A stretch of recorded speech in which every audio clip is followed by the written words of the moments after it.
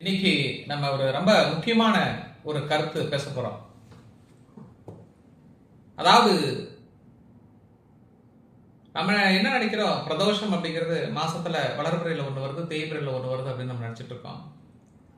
ஆனால் இந்த பிரதோஷம் அப்படிங்கிறது 20 வகையான பிரதோஷங்கள் இருக்கின்றது.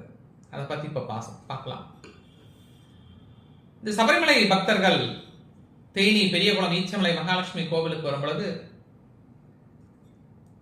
முடிந்தவரை கருப்பு நிற வேஷ்டி துண்டு அணியாமல் வருவது சிறப்பானது.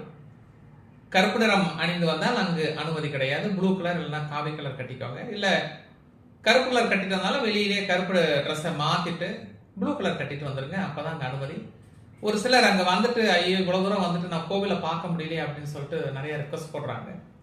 அதனால முடிஞ்ச வரைக்கும் கருப்பு நிறம் அணியாமல்